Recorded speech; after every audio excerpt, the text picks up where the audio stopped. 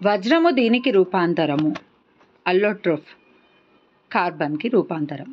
శిలలలోను మరియు ఖనిజాలలోను ఎక్కువ భాగము ఉండే మూలకం ఏది? సిలికాన్. గ్లాసు ఊలు అనగా అతి సన్నటి గాజు తంతువులు, తీగలు. కఠిన జలములో ఉండే అయాన్లు కాల్షియం మరియు మెగ్నీషియం. లాఫింగ్ గ్యాస్ అని దేన్ని అంటారు? నవ్వించేది అంటే నైట్రస్ ఆక్సైడ్. లోక్సభలో లోక్పాల్ బిల్లును మొట్టమొదట ప్రవేశపెట్టిన సంవత్సరం ఏది? 1968లో ప్రవేశపెట్టారు. భారత, యునైటెడ్ కింగ్డమ్, యూకే సంయుక్త ఆర్థిక మరియు వర్తక కమిటీ ఏర్పాటు జరిగింది ఎప్పుడు? 13 జనవరి 2005. ఇస్రో GSAT-8 సమాచార ఉపగ్రహాన్ని ప్రవేశపెట్టింది ఎవరు? ప్రవేశపెట్టింది ఎప్పుడు?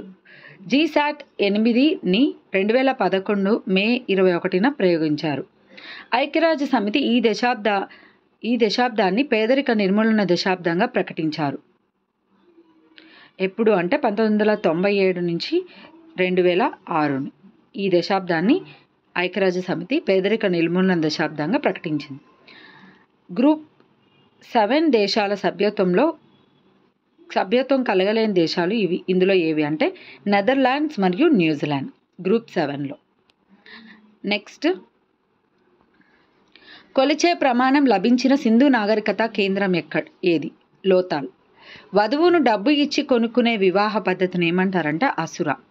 గ్రీకులు హైడస్పస్ అని పిలిచిన భారత నది ఏది? జీలం. బుద్ధుడు తన తొలి బోధన చేసిన ప్రదేశం ఏది? సారనాథ్. శూన్యవాదమును ప్రతిపాదించినది ఎవరు?